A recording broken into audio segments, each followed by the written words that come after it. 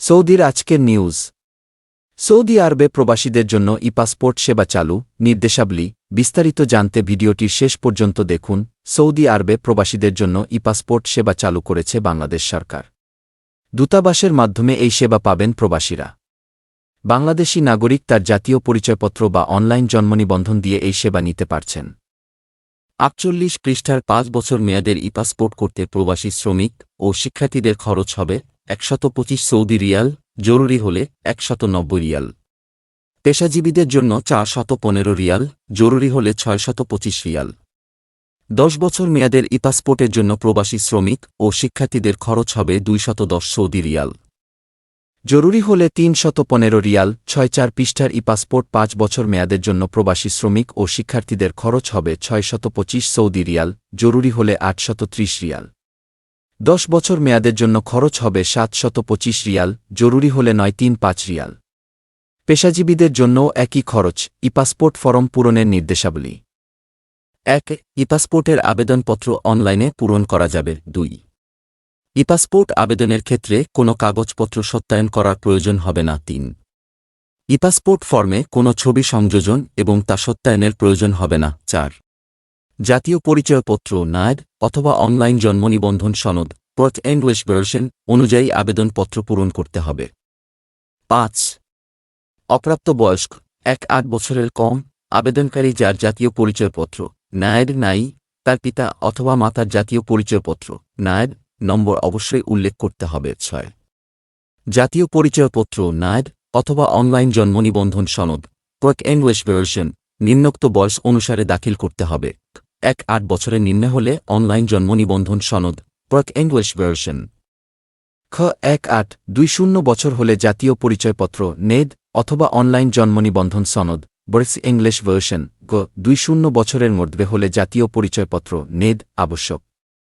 তবে বিদেশস্থ বাংলাদেশ মিশন হতে আবেদনের ক্ষেত্রে অনলাইন জন্ম নিবন্ধন সনদ বর্সি ইংলিশ ভার্সন গ্রহণযোগ্য হবে। ৭. তারকা চিহ্নিত ক্রমিক নাম্বারগুলো অবশ্যই পূরণীয়। ৮. দত্তক অভিভাবকত্ব গ্রহণের ক্ষেত্রে পাসপোর্টের আবেদনের সাথে সুরক্ষা সেবা বিভাগ, স্বরাষ্ট্র মন্ত্রণালয় হতে জারিকৃত আদেশ দাখিল করতে হবে। ৯.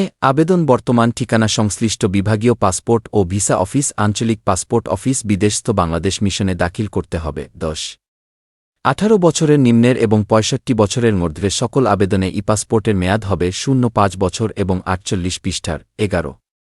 প্রাসঙ্গিক টেকনিক্যাল সনদসমূহ যেমন ডাক্তার, ইঞ্জিনিয়ার, ড্রাইভার ইত্যাদি আপলোড সংযোজন করতে হবে। ১২.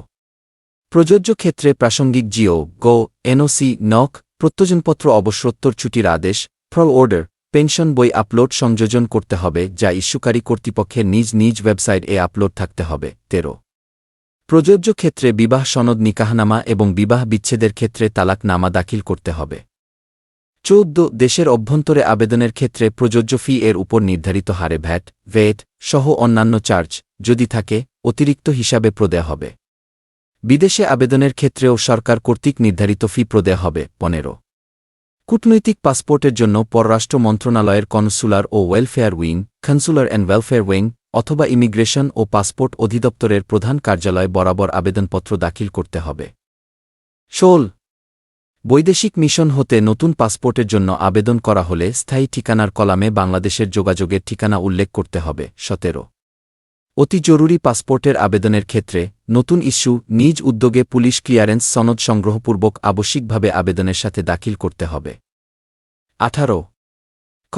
দেশের অভ্যন্তরে অতি জরুরি পাসপোর্ট প্রাপ্তির লক্ষ্যে আবেদনের সাথে পুলিশ ক্লিয়ারেন্স দাখিল করা হলে অন্যান্য সকল তথ্য সঠিক থাকা সাপেক্ষে ২ কর্মদিবসের মধ্যে পাসপোর্ট প্রদান করা হবে। খ. দেশের অভ্যন্তরে জরুরি পাসপোর্ট প্রাপ্তির লক্ষ্যে আবেদনের সাথে পুলিশ ক্লিয়ারেন্স দাখিল করা হলে অন্যান্য সকল তথ্য সঠিক থাকা সাপেক্ষে ৭ কর্মদিবসের মধ্যে পাসপোর্ট প্রদান করা হবে। গ. দেশের অভ্যন্তরে রেগুলার পাসপোর্ট প্রাপ্তির লক্ষ্যে আবেদনের সাথে পুলিশ ক্লিয়ারেন্স দাখিল করা হলে অন্যান্য সকল তথ্য সঠিক থাকা সাপেক্ষে ১৫ কর্মদিবসের মধ্যে পাসপোর্ট প্রদান করা হবে। ১৯. আবেদনের সময় মূল জাতীয় পরিচয়পত্র নেদ, অনলাইন জন্ম নিবন্ধন সনদ বর্স ইংলিশ ভার্সন এবং প্রযোজ্য ক্ষেত্রে টেকনিক্যাল সনদ, সরকারি আদেশ, গো, অনাপত্তি, নক প্রদর্শন দাখিল করতে হবে। ২০. পাসপোর্ট রিইস্যুর ক্ষেত্রে মূল পাসপোর্ট প্রদর্শন করতে হবে। ২১. হারানো পাসপোর্টের ক্ষেত্রে মূল জিডির কপি প্রদর্শন দাখিল করতে হবে। 22 0-6 বছর বয়সের নিম্নের আবেদনের ক্ষেত্রে 3R3 সাইজের ল্যাব প্রিন্ট গ্রে ব্যাকগ্রাউন্ড ছবি দাখিল করতে হবে। 23 পাসপোর্ট হারিয়ে গেলে অথবা চুরি হলে দ্রুত নিকটস্থ থানা জিডি করতে হবে। পুনরায় পাসপোর্টের জন্য আবেদনের সময় পুরাতন পাসপোর্টের ফটোকপি এবং জিডি কপি সহ আবেদনপত্র দাখিল করতে হবে।